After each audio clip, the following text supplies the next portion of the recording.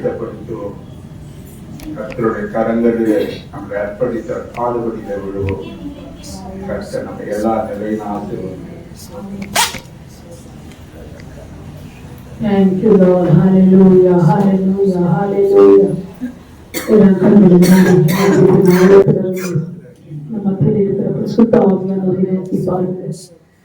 நன்மைகளை நம்முடைய வாழ்க்கையை செய்து கொண்டிருக்கிறார். அவர் செய்த நன்மைகளை சொல்லி முடியாது என்று சொல்லுகிறது. அவ்வளவாய் ஆண்டவர் நமக்கு நன்மை செய்து புதிய வருடத்தை ஆண்டவர் முழுமையாய் கொடுத்திருக்கிறார்.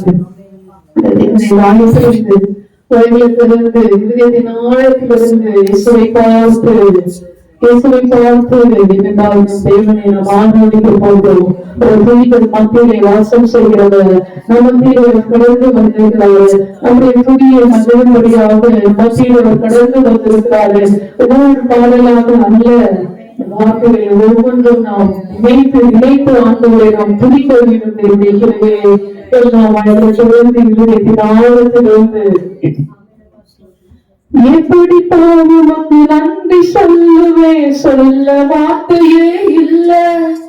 நீங்க போதும் என் வாழ்க்கை முழுவதும் வேறு ஆசையே இல்ல. எப்படி உமக்கு நன்றி சொல்லுவேன், சொல்ல வார்த்தையே இல்ல. நீங்க போய் வாழ்க்கை முழுவதும் வேறு ஆசையே இல்ல. என் தாய் உருவாகும் முன்னே என் கருவை கண்டீரையா, என் பெயர் உருவாகும் முன்னே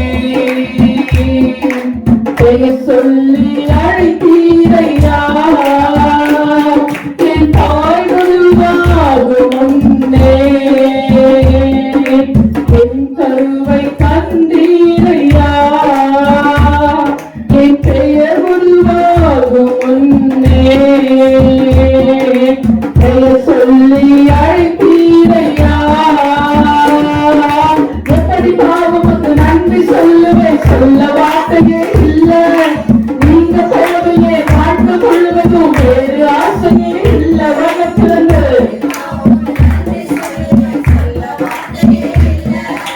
நீங்க போதையே வாழ்க்கை முழுவதும் வேறு ஆசையே இல்ல.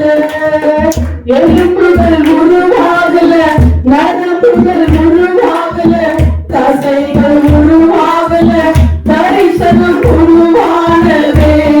தாய் கருவிலே தரிசனம் உருவானதே. எலும்புகள் உருவாகல, நரம்புகள் உருவாகல, தசைகள் உருவாகல, தரிசனம் உருவானதே. தாய் கருவிலே தரிசனம் உருவானதே. இப்படி பாவமுக்கு நன்றி சொல்லுவேன், சொல்ல வார்த்தையே இல்ல. நீங்க போதிய வாழ்க்கை முழுவதும் வேறு ஆசையே இல்ல. எப்படி பாவமுக்கு நன்றி சொல்லுவேன், நீங்க போதிய வாழ்க்கை முழுவதும் வேறு ஆசையே இல்ல. என் தாய் உருவாகும் முன்னே என் கருவை கண்டீரையா, என் பெயர் உருவாகும் முன்னே பெயர் சொல்லி அழைத்தீரையா. அறியாமல் அழைத்து கொண்டீ, அலையாமல் காத்து கொண்டீ, ஒரு நெஞ்சு பிறக்க செய்தி பத்திரமாய் என்னை சுமந்தீரே. தாய் கருவிலே பத்திரமாய் என்னை சுமந்தீரே. வழியாமல் அழைத்து கொண்டீ, வரையாமல் காத்து கொண்டீ, ஒரு நெஞ்சு பிறக்க செய்தி பத்திரமாய் என்னை சுமந்தீரே. தாய் கருவிலே பத்திரமாய் என்னை சுமந்தீரே. எப்படி பாவமுக்கு நன்றி சொல்லுவேன், சொல்ல வார்த்தையே இல்ல. நீங்க போதையே வாழ்க்கை முழுவதும் வேறு ஆசையே இல்ல. அப்படி போடு.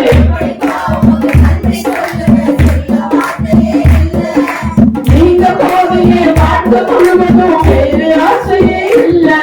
என் தாயின் முன்னே என் கருவை கண்டீரையா,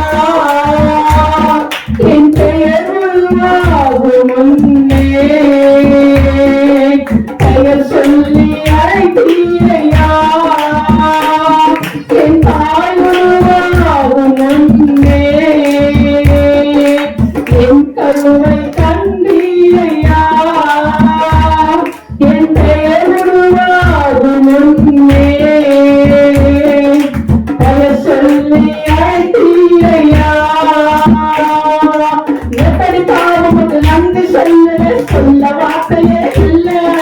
நீங்க போது என் வாழ்க்கை முழுவது வேறு ஆசையே இல்ல.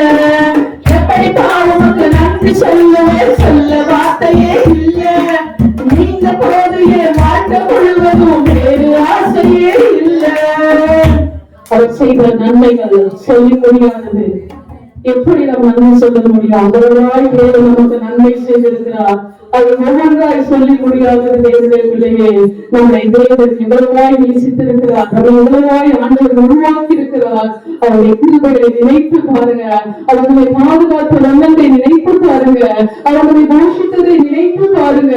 அவர்களை பராமரித்ததை நினைத்து பாருங்க. அந்த நல்ல தேவனை தான் நாம் ஆராதித்து கொண்டிருக்கிறோம். எல்லாம் கண்களை மூடி இருதயத்தின் ஆழத்திலிருந்து நல்லவரே, ஓ நல்லவரே, உண்மை நாங்கள் உயர்த்துகிறோம், உயர்த்துகிறோம், உயர்த்துகிறோம் ஆண்டவரே. உண்மை நாங்கள் மகிமைப்படுத்துகிறோம் ஆண்டவரே. தேவனுக்கு 1000 நாமங்கள் எதை சொல்லி பாடிடுவே. கர்த்தாவின் கர்த்தர் செய்த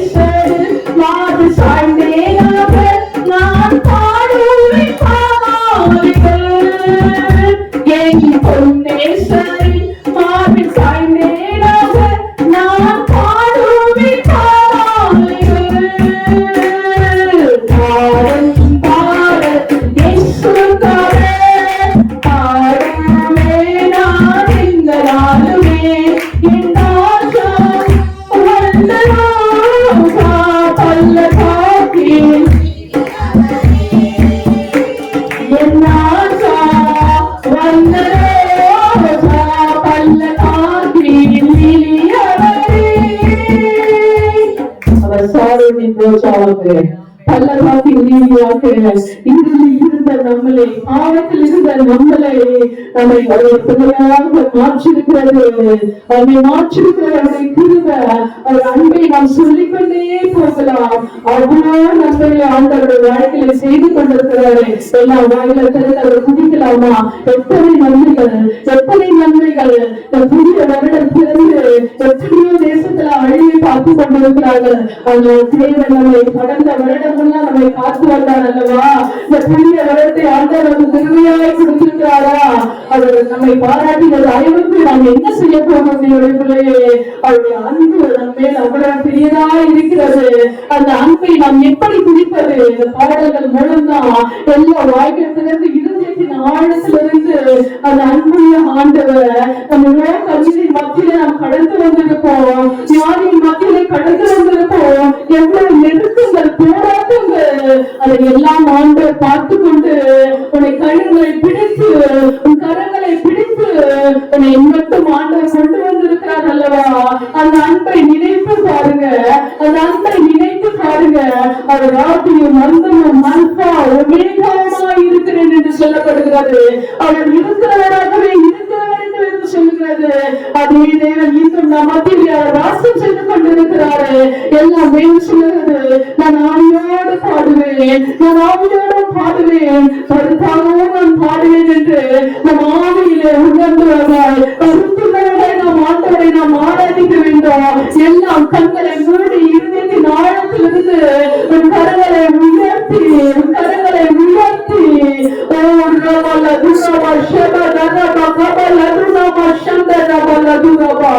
எல்லா கரங்களை அசைத்து ஆண்டவரை மகிமைப்படுத்து, ஆண்டவரை மகிமைப்படுத்து.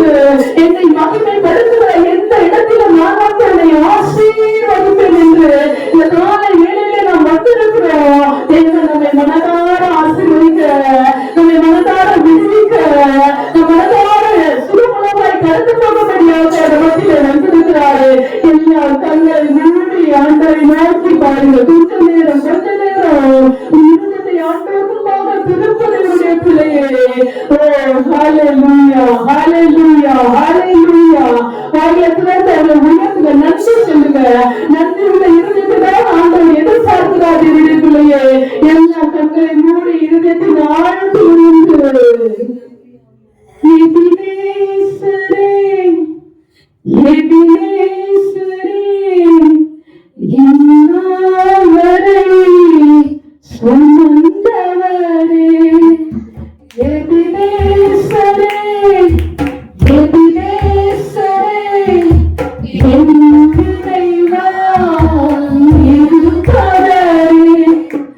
நன்றி நன்றி நன்றி நன்றி. எல்லா இருக்காரத்திலிருந்து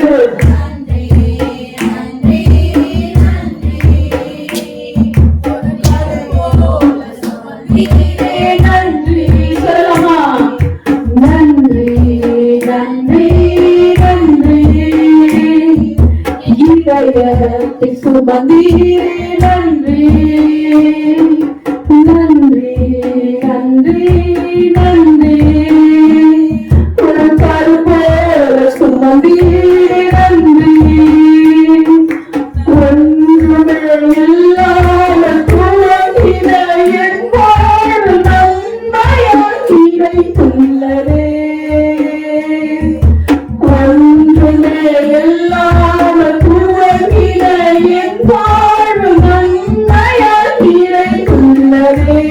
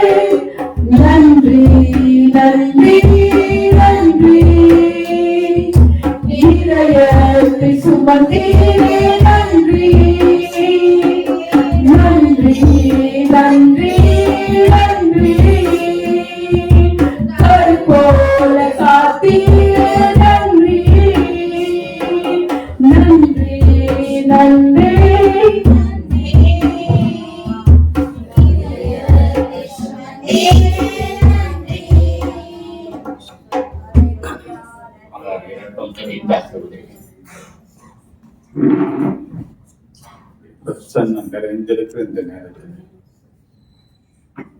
எங்களை நாங்கள் முற்றிலுமாய் தாழ்த்துகிறோம். எங்களை நினைத்தவரும் நீங்கள் தான், எங்களை தாங்கி சுமக்கிறவரும் நீங்கள் தான். உங்களுடைய கிருபை இல்லாம எனக்கு ஒன்று இல்லாம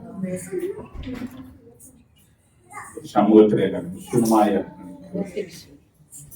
அந்த தரிசனத்தில் எங்கள் தேசத்துக்காக நாங்கள் தெரிவிக்கிறோம். அந்த கடைசி கால நாட்கள் என்று நாங்கள் பார்க்கிறோம். அந்த நோய்கள் பெருகி கொண்டிருக்கிற ஒரு காலம், வியாதிகள் பெருகி கொண்டிருக்கிறது. பஞ்சங்கள் ஆண்டவரே வெள்ளங்கள் என்ற நிலையிலே பெருத்த அழிவுகளாக தேசங்கள் கடந்து வருவதும் ஆண்டவரே நெருப்பினாலே பல தேசங்கள் அழிந்து கொண்டிருக்கிறது நாங்கள் கேள்விப்படுகிறோம். தொலைக்காட்சிகளில் பார்க்கிறோம். ஆண்டவரே கர்த்தாவே, எங்கள் மேல் நீர் இரக்கமாய் இருக்கிறீர். எங்கள் தேசத்தை நீ பாதுகாத்து வருகிறபடினால நன்றி ஆண்டவரே. ஆண்டவரே, இந்த காலகட்டத்தில் உண்மை அறிந்து கொள்ளக்கூடிய கிருபையை நீர் ஒவ்வொருவருக்கும் தந்து எல்லா மனுஷனும் ரட்சிக்க கர்த்தரே கிருபையாய் இறங்கும்படியாக தேசத்தின் தலைவர்களை ரட்சிக்கும் ஆண்டவரே. ஆண்டவரே, நேற்று தினத்தில் டிவியில் ஒரு செய்தி கேட்டாண்டவரே, இந்த 2024 876 வன்முறைகள் கிறிஸ்தவர்களுக்கு எதிராக நடந்திருக்குன்னு சொல்றாங்க. அந்த உடைய செயல்பட்ட தீமைகளுக்கு விலக்கி நீங்கள் தேசத்தை ஜனங்களை சபைகளை கருத்துள்ளோம். அதுவே இந்த ஜனங்கள் எல்லாம் மனம் திரும்பி ரட்சிக்கப்பட தேவ கரங்களுக்குள்ளாக நீ கொடுத்திருக்கிற அந்த சபையை உயிர்மீச்சு அடைய ஜனங்களுக்கு ஒரு நல்ல உணர்வை தந்து கர்த்தாவே கிருபை விளக்கப்பட்டார். பாதுபடியிலே தொடர்ந்து எங்களை வழிநடத்தி ஆசி இயேசுவின் நினைத்த நாமத்தால் செவிக்கிறவன் ஜீவனுள்ள நடத்தி. ஆமென். 28 சங்கீதம் 128.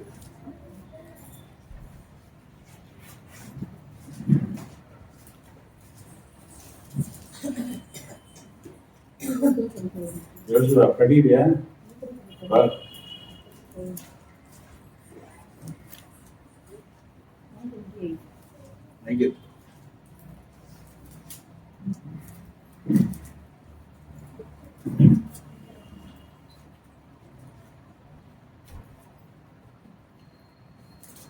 எடுத்துட்டீங்களா? சங்கீதம் 128.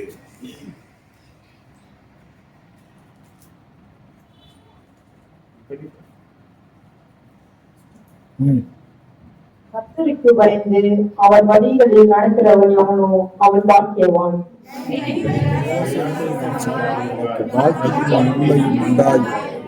உன் மனைவி என் வீட்டவர்களில் அனைத்தரும் திராட்சை செடி கொடியை போல் இருப்பான். உன் பிள்ளைகள் உன் பந்தியை சுற்றிலும் ஒரே மர கன்றுகளை போல் இருப்பார்கள். கர்த்தர் சீயோனில் இருந்து உன்னை ஆசீர்வதிப்பார். நீ ஜீவனுள்ள நாளெல்லாம் எருசலேமின் வாழ்வை காண்பாய்.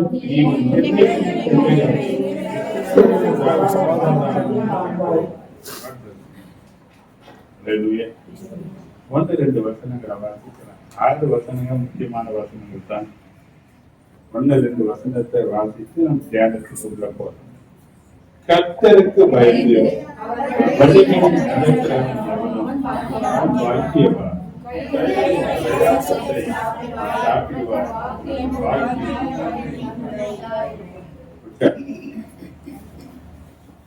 சங்கீத தியானம் எஸ்பிபாதான் கொண்டு வந்திருக்கிற வார்த்தையை கரங்களை செஞ்சு நான் வரவேற்கிறேன்.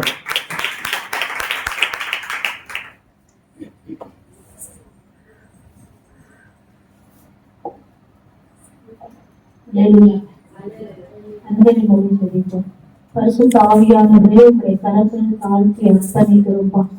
நீங்க எங்களோட பேசும். உங்களுடைய நாமத்தை மகிமைப்படுத்தும். இயேசுவின் நாமத்தினால் வேண்டிக் கொள்கிறவர்கள்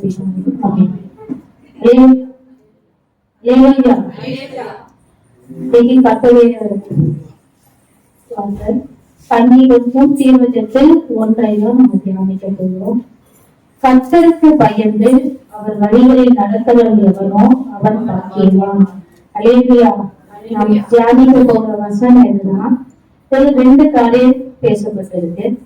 ஒன்று, கர்த்தருக்கு பயப்படுதல். 2வது, அவருடைய வழியில் நடக்கிறவனோ அவன் பாக்கியவான். அல்லேலூயா. சங்கீதம் முழுவதுமே கர்த்தருக்கு பயப்படுவதனால வருகிற ஆசீர்வாதங்கள் குறிச்சுதான் இதை எழுதப்பட்டிருக்கு. அல்லேலூயா. 2வது வசனம் பாத்தீங்கன்னா, உன் கைகளின் பிரயாசத்தை நீ சாப்பிடுவாய், உனக்கு பாக்கியமும் நன்மையும் உண்டாயிருக்கும். அல்லேலூயா.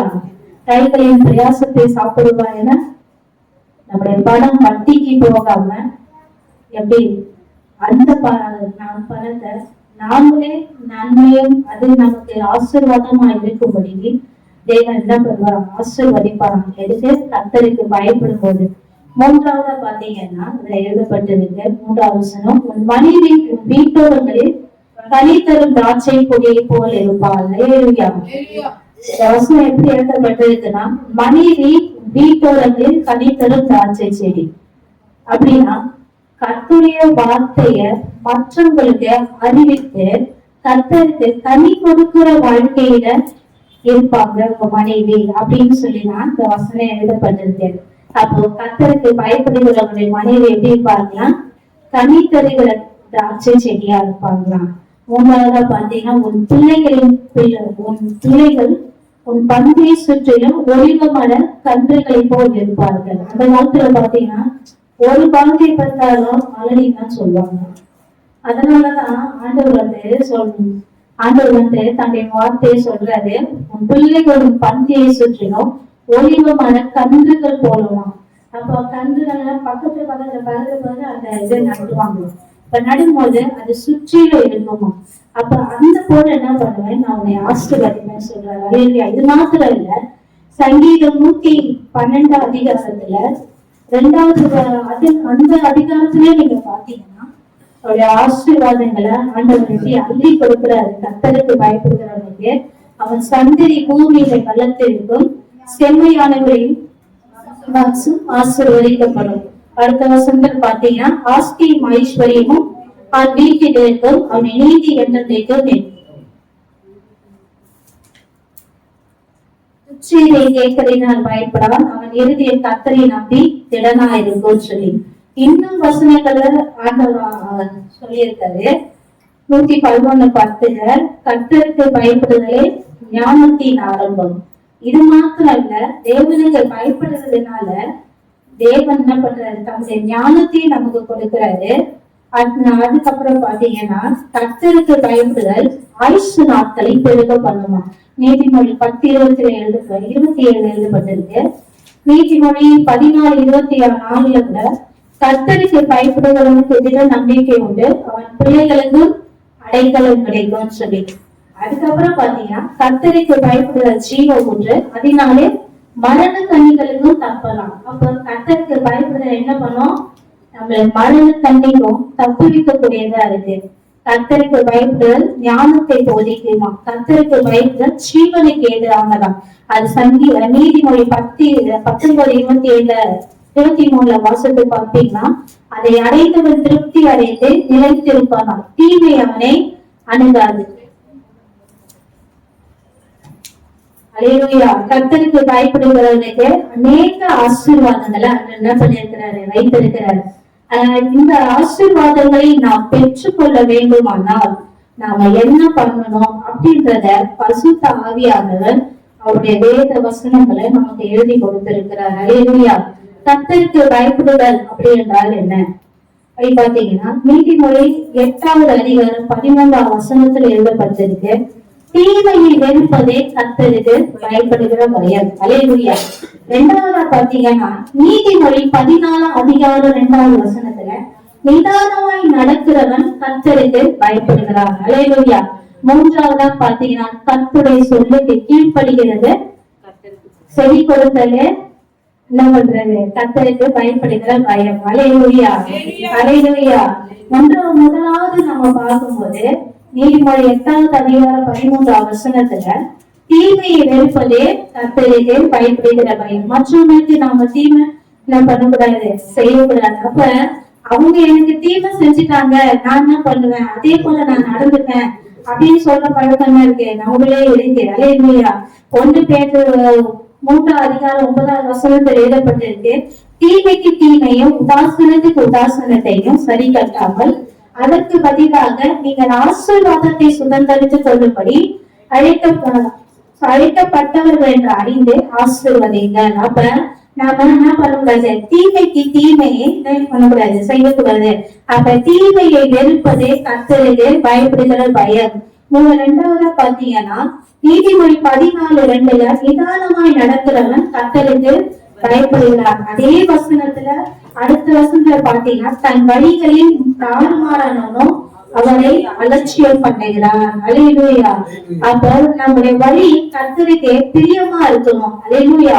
அப்ப நாம நிதானமாய் நடக்கும் போது இந்த காரியத்துல ஆண்டவர் என்ன பண்ண மாட்டாரு, விருப்பப்பட மாட்டாரு. இந்த காரியம் தேவனுக்கு பிரியமா இருக்காது. அப்ப நாம பார்த்து நடக்கிறது எதான், கர்த்தருக்கு பயப்படுகிற பயம். அப்ப நிதானமாய் நடக்கும் போது நம்ம கர்த்தருக்கு பயப்படுகிறவங்களா இருக்கிறோம். அல்லேலூயா.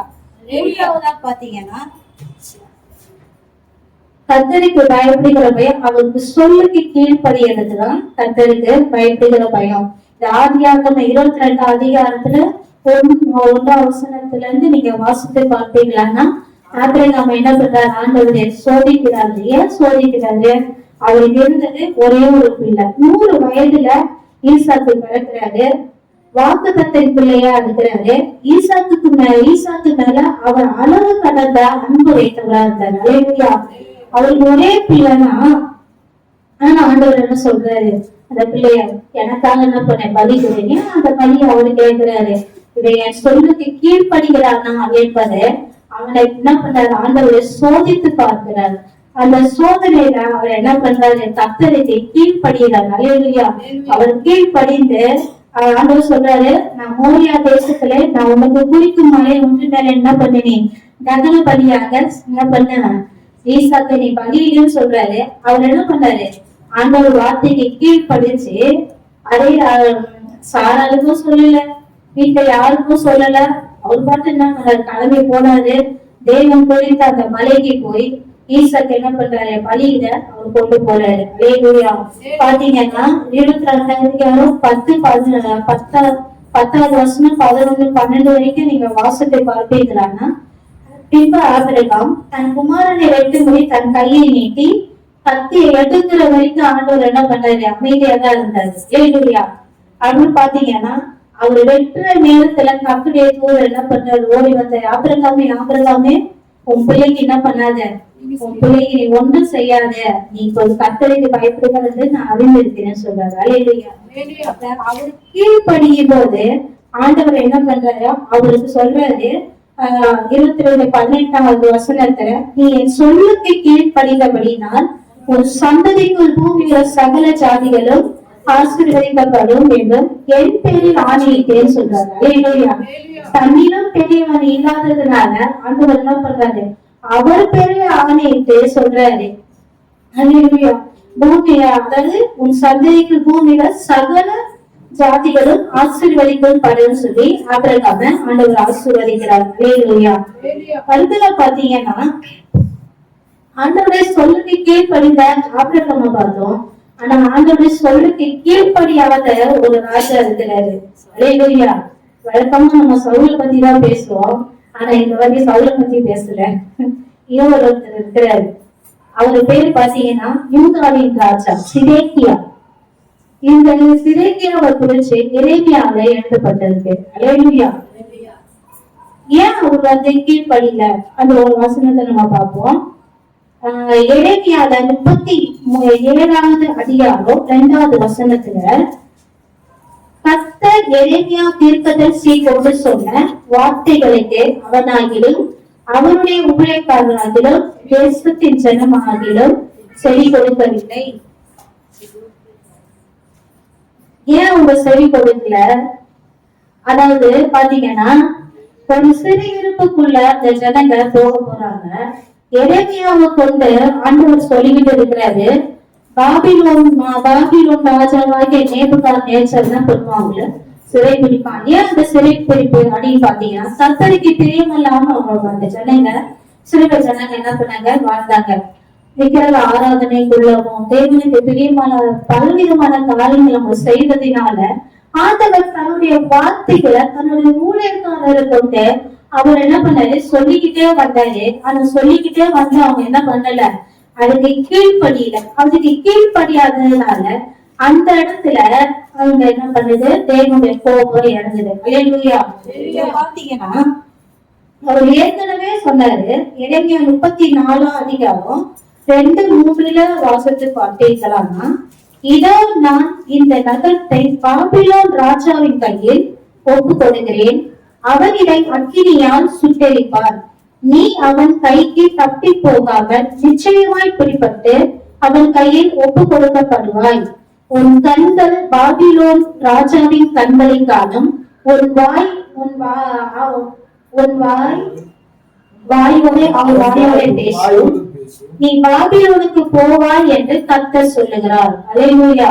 அப்ப இந்த ஒரு சிறையிருப்பு ஒன்று வரப்போகுது அப்படின்றத ஆண்டவரு முன்னமே சொல்றாரு. ஏன் அந்த சிறையிருப்பு அவங்களுக்கு அப்படின்னு பாத்தீங்கன்னா, இது நம்ம தியானித்து பார்ப்போம்னா, எசேக்கியா ராஜா என்ன பண்ணாரு, கர்த்தருக்கு பிரியமான ஒரு மனுஷன் தான்.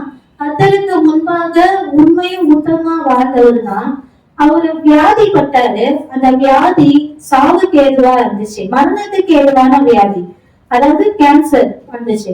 அப்ப ஆண்டவர் சொல்றாரு, உங்க வீட்டு காரியங்களை என்ன பண்ணி நீ ஒழுங்குபடுத்து, நீ மறிக்க போற அப்படின்னு சொல்றாங்க. அப்ப அவன் அழுது ஆண்டவர் சமூகத்துல கேட்கிறாரு, ஆண்டவரே நான் உமக்கு முன்பா நான் உத்தமனா தானே இருந்தேன், உத்தமமான காரியங்களை செய்யறேன், நான் என்ன செய்யறேன், ஏன் எனக்கு இந்த ஒரு மரணத்தை எனக்கு அனுமதிக்கிறீங்க அப்படின்னு சொல்லி அவர் அழுது ஆண்டவர் சமூகத்துல கேட்டது நிமித்தம் ஆண்டவர் 15 வருடங்கள்ல எசேக்கியா ராஜாவுக்கு ஆண்டவர் கூட்டி கொடுத்தார். அதை கூட்டி கொடுத்தத அவர் என்ன பண்ணாரு, அந்த ஆசீர்வாதத்தை பெற்றுக்கொண்டு அவர் இருக்கும்போது பாபிலோன்ல இந்த பிரதானிகள் வந்து அவர் விசாரிக்கும்படி வந்தாங்க. அப்ப வரும்போது அவர் என்ன பண்ணாரு, பெருமையா அவர் அந்த இடத்துல என்ன பண்ணாரு, நடந்து கொண்டார். பெருமையானா அவர் வீட்டுல இருந்த எல்லா பொக்கிஷ சாலைகளை அவர் என்ன பண்ணாரு, காண்பித்து கொடுத்தார். அதாவது எல்லா பொக்கிஷத்தையும் அவர் காண்பிக்காத பொருளே எதுவுமே இல்லையா, அந்த அளவுக்கு அவர் என்ன பண்ணாரு, காமிச்சிட்டாரு. அப்படி காமிச்சதுனால ஆண்டவர் வந்து ஏசாயா தீர்க்கதரிசியை அனுப்பி, உங்க வீட்டுக்கு வந்தவங்களுக்கு நீ என்னத்தை காமிச்சேன், நான் என் வீட்டுல காமிக்காத பொருளே எதுவுமே இல்லை அப்படின்ட்டு. அப்ப நீ பண்ண இந்த காரியத்தை நிமித்தம் பாபிலோன்னு இது என்ன பண்ணும், எடுத்துக்கொள்ளப்படும், இங்க உங்களை வந்து சிறை பிடிப்பாங்கன்னா அன்னைக்கே என்ன பண்ணிட்டாரு ஏசாயா தீர்க்கதரிசி எசேக்கியாவுக்கு சொல்லிட்டாரு. அப்ப அந்த தீர்க்க தரிசன வார்த்தைகள் என்னாச்சு, இதுல நிறைவேறுது. அல்லேலூயா. இதனாலதான் அவங்களுக்கு ஒரு சிறை இருக்கு. அதாவது அது மாத்திரம் இல்லாம ஆண்டவருடைய வார்த்தைக்கு அவங்க என்ன பண்ணல, எவ்வளவு வேணும் கீழ்படியல. அவர் சொல்றாரு, ஆண்டவர் சொல்றாரு, வசனத்தை நீங்க வாசித்து பார்த்தீங்கன்னா எரேமியா 38 அதிகாரத்துல 17 20 வசனங்களை நீங்க வாசித்து பார்த்தீங்கன்னா, அப்பொழுது எரேமியா சிறைக்காவை நோக்கி, நீ பாபிலோன் ராஜாவின் பிரபுக்கள் அன்னைக்கு புறப்பட்டு போகிறானால் உங்களுடைய ஆத்துமா உயிரோடு இருக்கும், இந்த பட்டணம் அக்கினியினால் சுட்டரிக்கப்படுவதில்லை, நீரும் உங்களுடைய குடும்பமும் உயிரோடு இருப்பீர்கள். 18 வசனம், நீ பாபிலோன் ராஜாவின் பிரபுக்கள் அன்னைக்கு புறப்பட்டு போகாவிட்டால் இந்த நகரம் கல்தேயர் கையில் ஒப்பு கொடுக்கப்படும், அவர்கள் இதை அக்கினியினால் சுட்டரிப்பார்கள், நீர் அவர்களுக்கு தப்பி போவதில்லை என்பதை இஸ்ரவேலின் தேவனும் சேனைகளின் தேவனும் ஆகிய கர்த்தர் சொல்லுகிறார். அல்லேலூயா. அப்ப அவர் ஆண்டவர் ஒரு சொல்யூஷன் சொல்றாரு. இப்ப சில இருப்புக்குள்ள நீங்க போக போறீங்க, நீங்க என்ன பண்ணுங்க, பாபிலோன் ராஜாவிடத்துல நீங்க போங்க, அப்ப உங்களுக்கு நீங்க என்ன பண்ணுங்க, உங்க ஆத்துமா பிழைக்கும், உங்க உயிர் பிழைக்கும், அப்ப உங்களுக்கு வந்து இதுவா இருக்கும் அப்படின்னு ஆண்டவர் சொல்றாரு. ஆனா சிறைக்கிய ராஜா என்ன சொல்றாரு பாருங்க, 19வது அதிக வசனத்துல, அப்பொழுது சிறைக்கிய ராஜா எரேமியாவை நோக்கி, கல்தேயர் தங்களை சேர்ந்து போன யூதரின் கையிலே என்னை பரிகாசம் பண்ண ஒப்பு கொடுப்பார்களோ என்று ஐயப்படுகிறேன்னு சொல்றாரு. அல்லேலூயா. அப்போ இவங்க எல்லாம் என்னை கிண்டல், மத்தவங்க எல்லாம் என்னை கிண்டல் பண்ணுவாங்களோ, நான் வந்து சரி என் தோல்வி ஒத்துக்கிட்டு நான் போனேன்னா இவங்க என்ன கிண்டல் பண்ணுவாங்களோ, இவரே வந்துட்டாரு அப்படி இப்படின்னு எல்லாம் பேசுவாங்களோ அப்படின்னு சொல்லி அவர் என்ன பண்றாரு, அவரு நினைச்சாராம், அது எனக்கு ஒரு மாதிரி இருக்குது அப்படின்னு சொல்லி அவர் நினைச்சிருக்காரு. ஆனா அவர் கர்த்தருடைய வார்த்தைக்கு அவர் கீழ்ப்படிந்து இருந்தாரானா அந்த இடத்துல அவர் ஆத்துமா பிழைத்து இருக்கும். ஆனா அவரு ஆண்டவருடைய வார்த்தைக்கு கீழ்ப்படியாததுனால அந்த இடத்துல என்ன நடக்குதுன்னு பாருங்க. 20வது வசனத்துல அவரை எளிமையா அப்ப கூட சொல்றாரு, அதற்கு எளிமையா உண்மை ஒப்பு கொடார்கள், நான் உங்களுடைய சொல்லுற வார்த்தைக்கு செவி கொடும் அப்படின்னு சொல்றாரு. அப்ப தீர்க்கதரிசியாகி எளிமையா சொல்றாரு, அதெல்லாம் எதுவுமே நடக்காது, நீங்க போய் என்ன பண்ணுங்க, நீங்க போய் உங்களை ஒப்பு கொடுத்து நீங்க இருந்து போங்க, அப்போ உங்க ஆத்மா பிழைக்கும், நீங்க உயிரோட இருப்பீங்கன்னு சொல்லி எரேமியா சொல்றாரு. ஆனா அவர் என்ன பண்ணல, அந்த வார்த்தைக்கு அவர் கீழ்ப்படியில. அப்ப கீழ்ப்படியாததுனால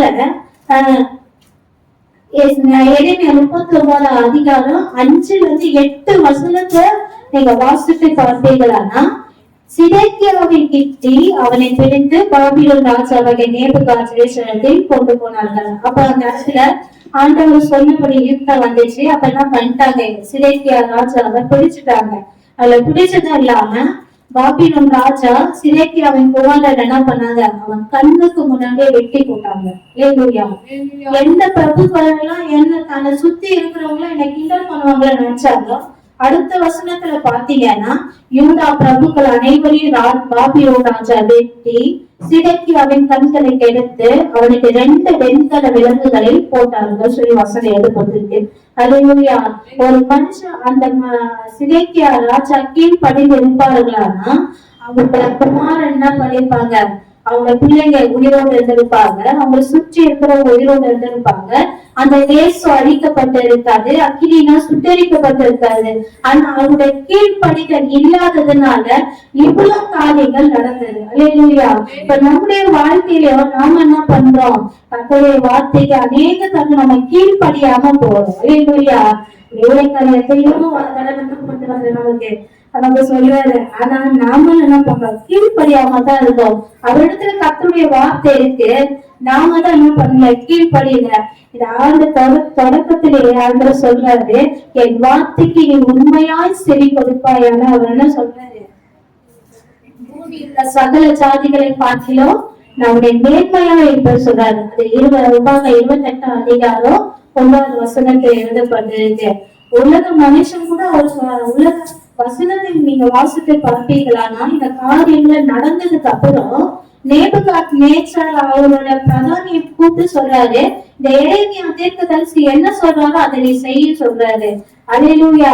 ஆனா உலகத்தான் கூட என்ன பண்றாங்க, ஊழியக்காரர் சொல்ற வார்த்தைகளை கேட்கிறாங்க, ஆனா நாம தான் என்ன பண்ண மாட்டோம், கேட்க மாட்டோம். அல்லேலூயா. அப்ப நாம என்ன பண்ணணும், கர்த்தருடைய வார்த்தைக்கு செவி கொடுக்கிறவங்களா இருக்கணும். வருஷத்துல ஆண்டவர் சொல்றது வசனம் எழுதப்பட்டிருக்கு. 1 சாமுவேல் 15 அதிகாரம் 22 வசனத்துல கர்த்தருடைய சத்தத்துக்கு கீழ்ப்படுவதை பார்க்கிலும் சர்வாக தகனங்களும் பலிகளும் கர்த்தருக்கு பிரியமா இருக்குமோ, பலியை பார்க்கலை கீழ்ப்படிதலும் ஆட்டு கலாக்களை எண்ணத்தை பார்க்க செவி கொடுத்தலே உத்தமம் சொல்றாங்க.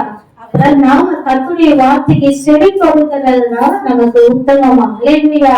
அப்ப நாம உண்மையா நாம செவி கொடுப்போமானா உதாரணம் 28 அதிகாரம் 9 வசனத்துல, இன்று நான் உனக்கு விதிக்கிற ஒரு தேவனாகிய கர்த்தருடைய கட்டளையின்படி எல்லாம் செய்ய நீ கவனமாய் இருக்கும்படி அவர் சத்தத்துக்கு நீ உண்மையாய் செவி கொடுப்பாயானால். வசனம் எழுதப்பட்டிருக்கு, என்ன எழுதப்பட்டிருக்கு, அவருடைய சத்தத்துக்கு உண்மையாய் செவி கொடுப்பாயானால் உன் தேவனாகிய கர்த்தர் பூமியுள்ள சகல ஜாதிகளை பார்க்கிலும் அவர் என்ன பண்ணுவாரா, நம்மை மேன்மையாக வைப்பாரா. அல்லேலூயா. அப்ப கர்த்தருக்கு பயப்படுகிற பயம் நமக்கு என்னத்தை கொண்டு வரும், ஒரு மேன்மையான வாழ்க்கையை கொண்டு வரும். கர்த்தரின் சங்கீதாத்தி ஆசிரியர்.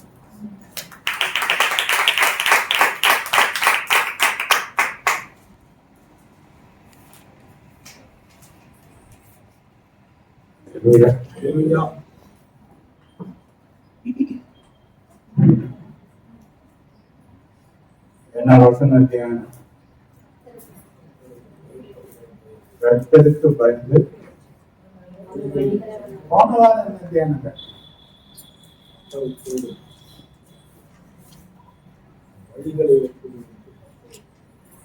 வழிகளை நடக்கணும்னு சொன்னாங்க. போனாடி ஒப்பு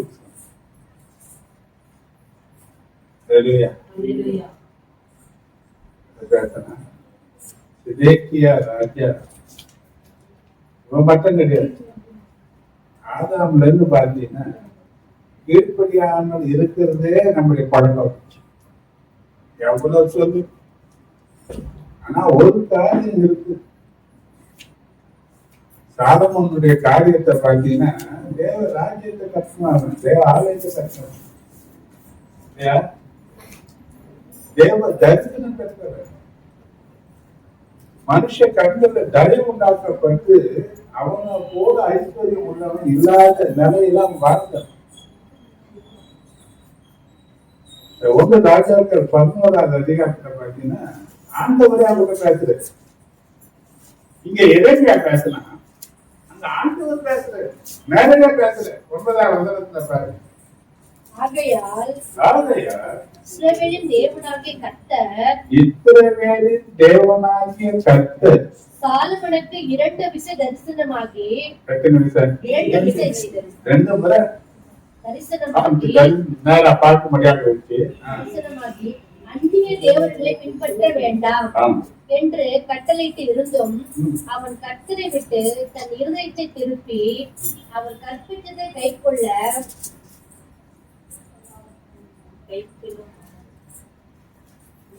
கைக்கொள்ளாமல் போனதினால் கர்த்தர் அவன் மேல் கோபமானார்.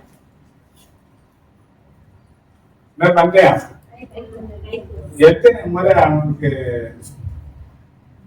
தீர்ப்பு தெரிஞ்சு சொல்ல நான் பார்த்து நேரடியா ஆண்டவர் பேச அவங்க என்ன பண்ண மாட்டாங்க. அதனுடைய விலை என்ன தெரியுமா?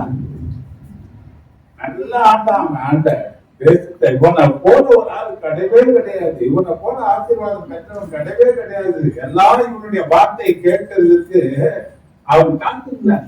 அப்படியாப்பட்ட ஒரு மேன்மையை கனத்தை பெற்றிருந்த அவனுக்கு எப்பவுமே இல்லாத சத்து இருக்கிறது எழுதுவேன். பக்கத்துல பாசு கர்த்தருடைய வார்த்தையை நீ கேட்கலன்னா நீ எதிர்பாராத எதிரிகள் உனக்கு எழுதுவான்.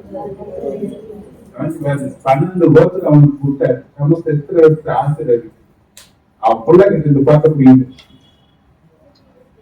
கர்த்தருக்கு நீ கீழ்ப்படினா அவன் பிள்ளைகிட்ட இருக்கிற ஆசீர்வாதத்தை புரியுது. ஏன்னா எல்லாம் தேவனுடைய நாமம் மகிமைக்காக எல்லாம் யாருக்கு ஆசீர்வதிக்கிறதுனா கர்த்தருக்கு பயப்படுகிற ஒரு மனுஷன் ஆசீர்வதிக்கிற ஒரு தப்பு பண்ணிட்டா. கர்த்தருக்கு பயப்படுகிற மனுஷனுடைய மனைவி கொடி செடியல் யாரு செடி ஏசுனாங்க. ஒரு நாள் நம்ம யாரும் ஆக முடியாது. அல்லேலூயா. எந்த அளவுக்கு கொடி செடியில இருக்கும் அதை சுத்தி இருக்கும், எந்த அளவுக்கு நீ கிறிஸ்துவுக்குள் அதுதான் உனக்கு கனி கொடுக்கிற வாழ்க்கைக்கு அதுதான். அல்லேலூயா அல்லேலூயா. கர்த்தர் கொடுத்த நல்ல வார்த்தைக்காக நன்றி எழுத நம்ம அல்லேலூயா. என்ன சொல்றாங்க ஒரு வசனம் ஞானம் பண்ற மத்திய முதல் அதிகாரம் 6வது வசனம்.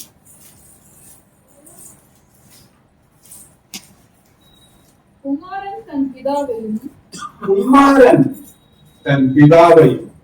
ஊழியக்காரன் தன் எஜமானனையும் கனம் பண்ணுகிறார்களே. பிதாவானால் என் கனம் எங்கே? நான் எஜமானனானால் எனக்கு பயப்படும் பயம் எங்கே? நான் எஜமானனானால் எனக்கு பயப்படுகிற இதுதான் தேவன் உங்களுக்கு உண்டாக வைத்திருக்கிறது. 2025 நம்ம கையில கொடுத்திருக்கோம். சொன்னேன் இன்னும் நாட்கள் மோசமானதாகத்தான் நம்ம பார்க்கணும். எப்படி இருக்காது? போலி சமாதானங்கள் நிறைஞ்சு இருக்கும். ஆனா உண்மையான சமாதானம் அது தேசத்திலே இருக்காது, அது குடும்பங்களிலே இருக்காது. போக போக போக போக பார்த்தீங்கன்னா பயத்தினாலே ஜனங்க சாவ போறாங்க. அந்த அளவுக்கு பிரச்சனைகளும் வியாதிகளும் இன்னைக்கு என்ன பண்ண போகுது பாருங்க. இன்னைக்கு உலக சரித்திரத்துல 3வது யுத்தம் வருவதற்கான சூழ்நிலைகள் உருவாயிருக்குன்னு சொல்லிட்டு நிறைய பேர் பயத்துல இருக்கிறாங்க. எப்போ வேணாலும் வரலாம். இப்ப தேசத்தின் வர தலைவர்கள் பாருங்க. இப்ப நேற்று கொஞ்ச நாள் முன்ன நடந்த நம்ம தேசத்தில் அரசியல்வாதிகளை பாருங்க.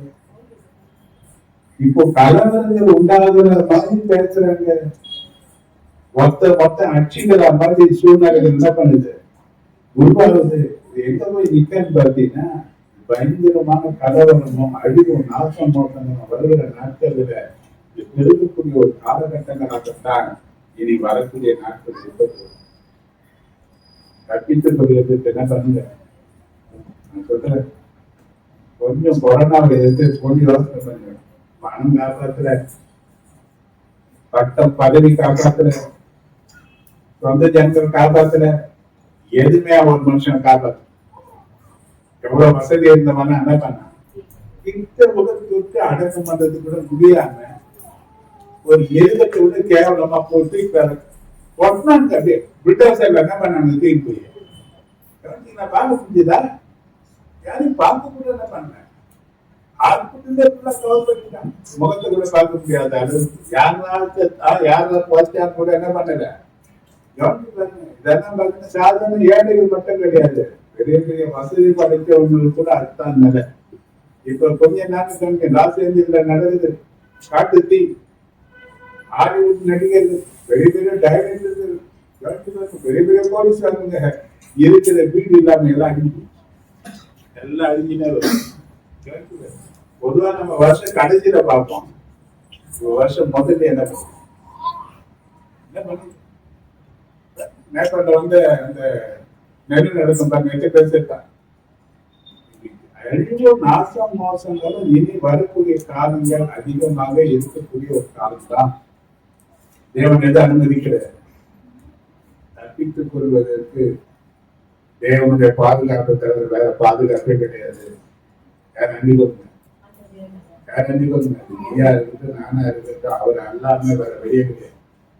ஏன்னா இனி வரக்கூடிய காலங்கள் அதை நம்ம பார்ப்போம். அதுக்கு முன்னதாக தேவனுடைய வருகை இருக்கு. அது இன்னைக்கா இருக்கலாம், நாளைக்கா இருக்கலாம், 4 வருஷம் கழிச்சாக இருக்கலாம். ஆனா ரொம்ப நெருக்கத்துல இருக்குது மொத்தம் தெளிவா இருக்கு. ஆனா ஒரு காரியம் இருக்கு, இயேசு கிறிஸ்து வருவதற்கு முன்னதாக அவர் சொன்ன ஒரு அடையாளம் இருக்கு. நோவா காலத்துல நடந்த மாதிரி நடக்கும் சொல்லியிருக்கிறார். நடந்தது நோவா காலத்துல இடத்துலயும் வந்து வாதிட்டு போற வரணும் உணர்வே இல்லாதவங்களா இருந்தாங்க. என்ன பண்ணாங்க? பெண் கொடுத்தாங்க, பெண் எடுத்தாங்க, மிஷிட்டாங்க, குடித்தாங்க, நாளைக்கு காரணம் சொன்னாங்க, செத்து தொலைஞ்சாங்க.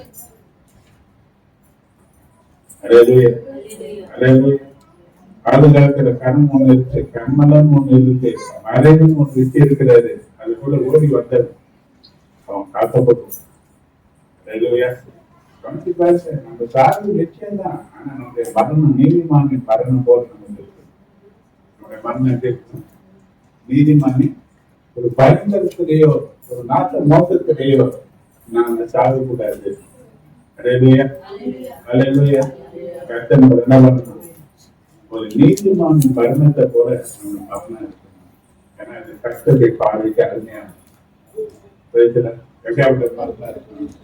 மரணம் நிச்சயம் தான், மரணம் நிச்சயம் தான். அது காலம் வந்து மறிக்கிறது வேற, காலத்துக்கு முன்னாடி மறிக்கிறது வேற. அப்ப கர்த்தருடைய கடன் நமக்கு இருந்தா நமக்கு நிர்ணயித்த காலம் வரையில நமக்கு என்ன பண்ணணும்? அது போடுவோம். இல்லைன்னா காலத்துக்கு முன்னதாக நம்ம மறிப்போம். நம்ம நீதிமன்றத்திற்கு நடையில நம்ம பாதுகாக்கப்பட பயப்படுது. தேவனுடைய வார்த்தைக்கு கீழ்ப்படிங்க. என்ன சொல்றேன்? நம்ம ஈர்த்து முடியாது, நம்ம வெத்தனம் கிடையாது. சின்ன பலவீனம் வந்தாவே நம்ம நிற்க முடியும். நல்ல ராத்திரி படுக்கணும், காலையில பார்த்தா ஏற்றி முடியல, என்ன பதினஞ்சாலும் அப்படி கொஞ்சம் முடியல, பேச முடியல, சாப்பிட முடியல. என்ன ஆச்சு? நேற்று நல்லதான் இருந்தான், நேற்று நல்லா ராத்திரி படுக்கிறதுக்குள்ள பெரிய மாற்றம் சொல்ல முடியல. என்ன ஆகுதுன்னு சொல்ல முடியல. ஏன்னா இன்னைக்கு பருவகால நிலைகள் வேற, மாற்றங்கள் எல்லாம் மாறிடுச்சு, எல்லாம் மாறிடுச்சு. மழை காலத்துல பனி பெய்து என்ன பண்றது? எல்லா பலவிதமான பலவீனங்கள் என்ன பண்ண முடியல. இங்க இருக்கு, இன்னைக்கு வசனம் ஃபுல்லா அப்படிதான் வருது.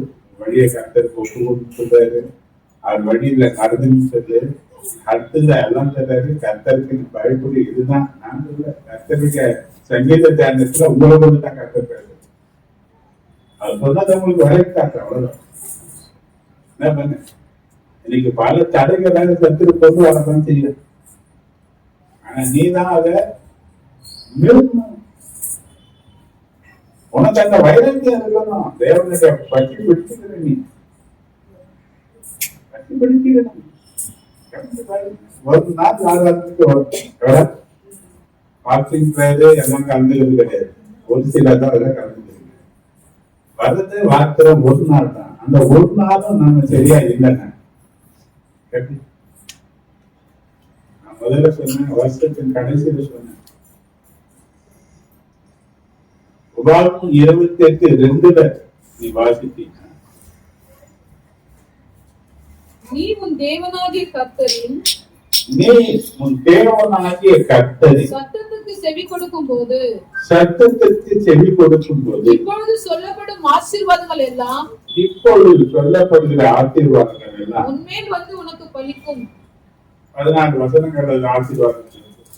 15 வசனத்துல இன்று நான் உனக்கு விதிக்கிற என்று நான் உனக்கு விதிக்கிற தேவனாகிய கர்த்தருடைய எல்லா கற்பனைகளின்படியும் உன் தேவனாகி கர்த்தரின் எல்லா கற்பனைகளின்படி கட்டளைகளின்படி நடக்க கவனமாய் இருக்கிறதற்கு நடக்க கவனமாய் இருக்கிறதற்கு அவர் சத்தத்துக்கு செவி கொடாதே போவாயாக.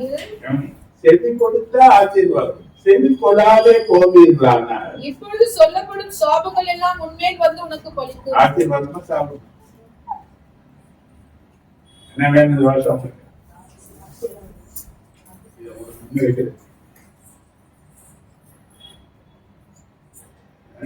எல்லாருக்கும் வேலையை கொடுத்தது அவ்வளவுதான். வேலை இல்லைன்னாலும் கொண்டு வேலையை கொடுத்தாலும் நம்ம என்ன பண்றாங்க? வேலை இருந்தாலும் பிரச்சனை, வேலை இருந்தாலும் பிரச்சனைனா என்னதான் பண்ணுவாரு? நம்ம என்ன சொல்றோமோ அது பண்ணி நடத்துக்கணும். பிள்ளைகள் இல்லைனாலும் பிரச்சனை, பிள்ளை பெற்றாலும் பிரச்சனை. என்ன செய்யுது? இதெல்லாம் எது தடையா நிக்குது? பிள்ளைகள் ஆசீர்வாதமா இருக்கிறதோ இல்லாத இருக்கிறது யார் கையில இருக்கு? உங்க கையில தான் இருக்குது. இந்த வருஷங்கள் ஆண்டு நிறைய பிரச்சனை இருக்கு. பறந்து காக்கிற பட்சியை போல தேவன் நம்மளை பாதுகாக்கிறானா, நீ நடக்கிற காரியம் தான் அது உனக்கு நன்மை தரும் என்பது சரி. எடுக்கணும், கஷ்டம்தான். உடம்பு உபாதைகள் இருக்குது உண்மைதான். ஆனா அதை போக்கக்கூடிய ஆண்டவர் நம்மோடு கூட இருக்குது. அதை விட உண்மையான ஒரு காரியம் அவர் அவருக்கு கொடுக்க வேண்டிய கனத்தை கொடுக்கிறன்னா, நீ அசட்ட பண்ணீங்கன்னா அவமானப்பட்டு போவதற்காக தேவனுடைய வார்த்தை. 1 சாமுவேல் 30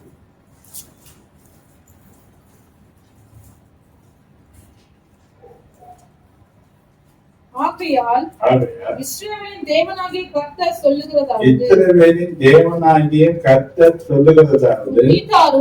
உன் வீட்டாரும் பிதாவின் வீட்டாரும் என்றைக்கும் என் சந்ததியில்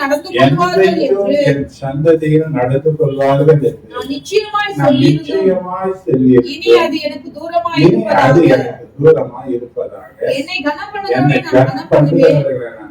என்னை அசட்டை பண்ணுகிறவர்கள் கனப்படுவார்கள் என்று கர்த்தர் சொல்லுகிறார். என்ன பண்றாங்க? அது கனம் என்ன? 10 நிமிஷம் மதிக்கணும். என்ன பண்ண மாட்டான்? என்ன எல்லாரும் மதிக்கணும்னு நினைக்கிறேன் இல்லையா?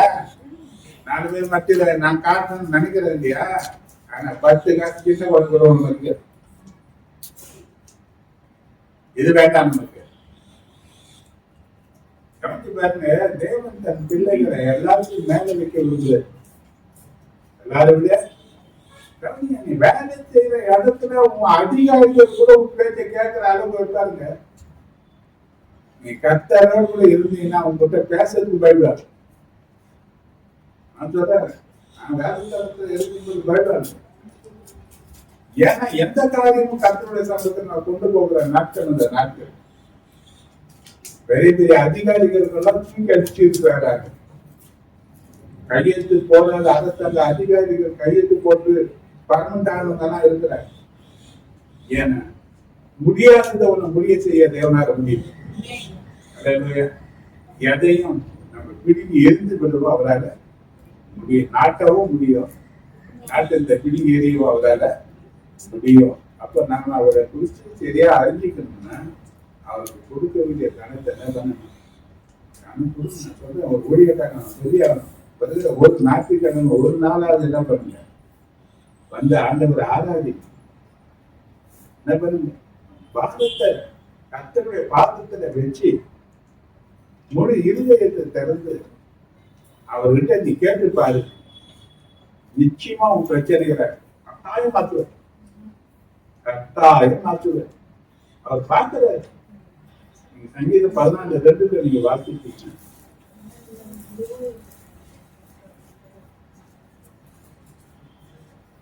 தேவனை தேடுகிற உணர்வுள்ளவன் உண்டோ என்று பார்த்து கர்த்தர் பரலோகத்திலிருந்து மனுபுத்திரனை கண்ணோக்கினார். எத்தனை கும்பல் வந்துச்சு, ஆயிரமா வந்தாங்க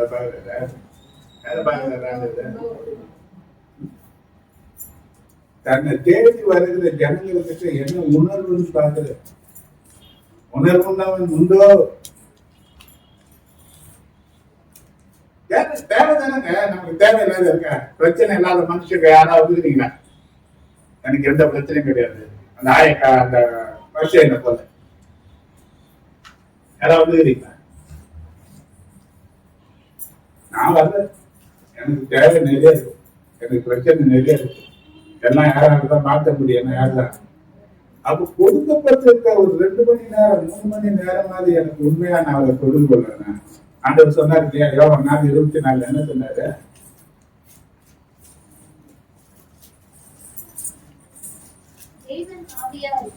தேவன் ஆவியா இருக்கிறார், அவர் தொழுது கொள்கிறவர் ஆவியோடும் உண்மையோடும். அவர் தொழுது கொள்கிற உண்மை வேணும். எனக்கு தொழுகைக்கு வரணும், என்ன இருக்கா? ஆலயத்துல நன்மைகள் வைக்கிறது, ஆலயம் தேவையுடைய வீடு. அப்ப தன் பிள்ளைகள் தேடி வர பிள்ளைகளுக்கு தேவைகள், அந்த பிள்ளைகளுக்கு ஆண்டு என்ன பண்ணி வச்சிருக்கோம்னா தேவைகளுக்கு ஏற்ற பலன் வச்சிருக்கு. எது கற்றுக் கொள்ள போகணும், எதுக்கு வரணும், இந்த உணர்வுகள் நமக்கு வேணும். இந்த வருஷத்துல புதிதாக கொள்ளுங்க. கஷ்டமான காரியம் வந்தாலும் கர்த்தருடைய ஆவியானவர்கிட்ட ஒப்பு கொடுத்து ஆண்டுகளே நடத்தி ஒப்பு கொடுங்க. கொஞ்சம் கஷ்டமா இருக்கும், ஆனா அதை மீறி வந்தீங்கன்னா பலத்த ஆசீர்வாதங்களை நிச்சயமா கர்த்தர் வருஷத்துல தந்து ஒரு ஆசீர்வாதம். 8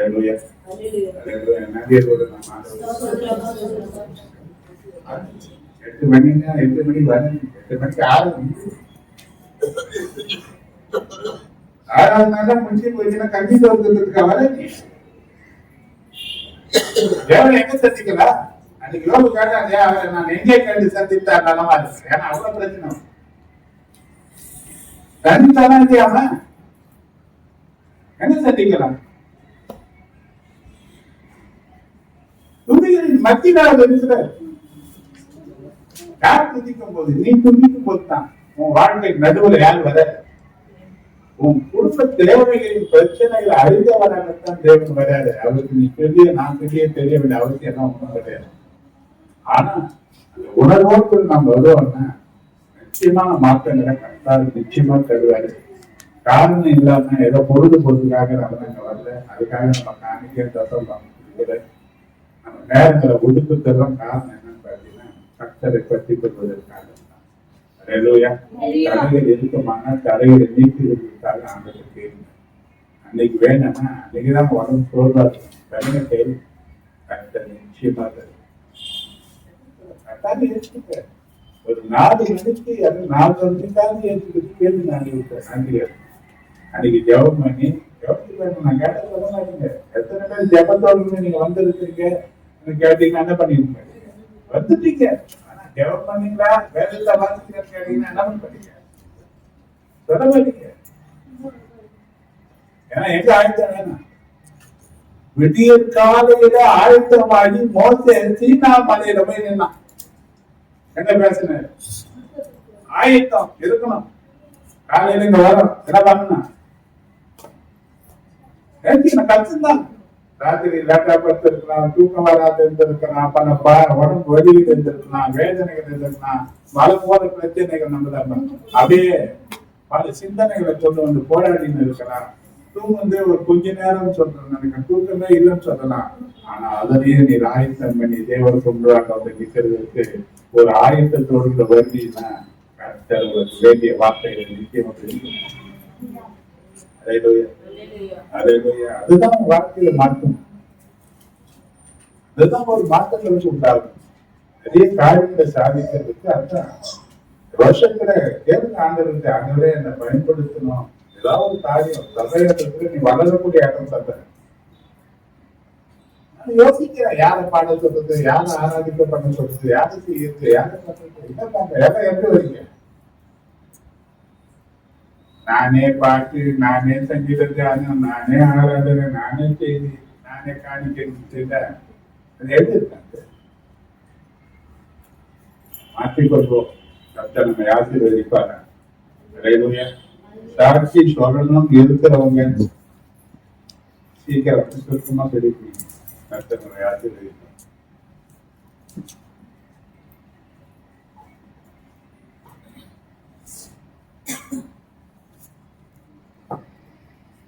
பரிசுத்த நாமத்துக்கு ஸ்தோத்திரம். இந்த வருஷத்துக்கு தொடர்ந்து கர்த்தர் எனக்கு வயதை கூட்டி தந்தால் அதுக்காக கர்த்தருக்கு நான் நன்றி செலுத்தினேன். போனவான சபைக்கு வர முடியல, ஆனால் ரொம்ப கஷ்டமாவே இருந்துச்சு. ஆனாலும் கர்த்தருடைய குறிப்பை தாக்கி நடத்தி கர்த்தருக்கு நன்றி செலுத்தினேன். போன ஊருக்கு போக வேண்டியதா இருந்துச்சு. அதெல்லாம் வந்து ரொம்ப குளிர், ரொம்ப இதுவா இருந்துச்சு. தேவன் எங்களுக்கு பலனா இருந்தார். எல்லா நிலைகளும் கர்த்தர் எங்களோடு இருந்து மறுபடியும் வந்து சேரும்படி கர்த்தர் கிருபை செய்தார். அதற்காக நன்றி செலுத்தினேன். தேவன் செய்த எல்லா நன்மைகளுக்காக அவருக்கு மகிமை செலுத்தினேன்.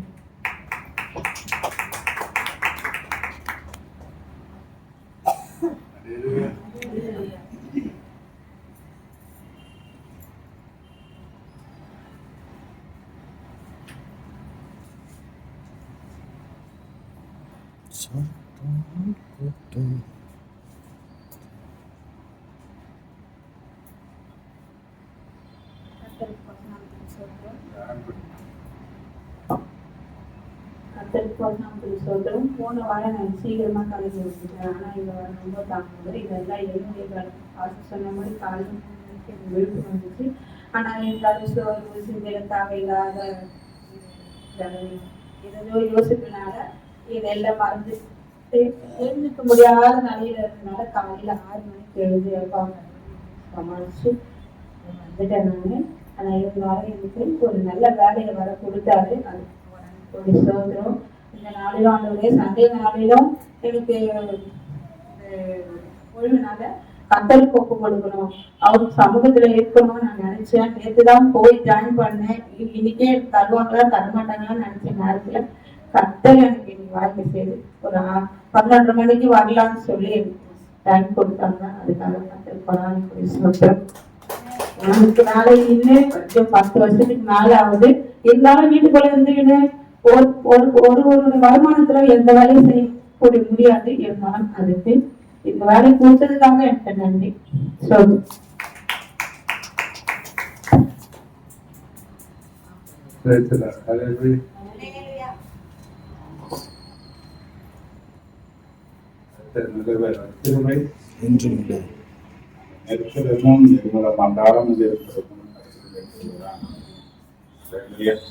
சிலுவை அல்லாமல் என் வாழ்க்கையில இல்லை.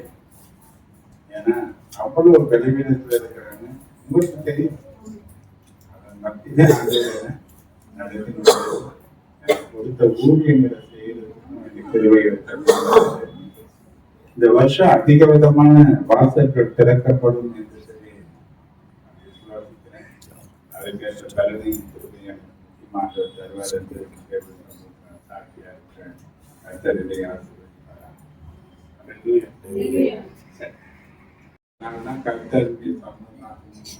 இதை நீங்க மேன்மையா நினைச்சீங்கன்னா மற்ற நாள்கள் எல்லாம் கர்த்தர் மேன்மையாக இருக்கு. அல்லேலூயா, அல்லேலூயா. சரி.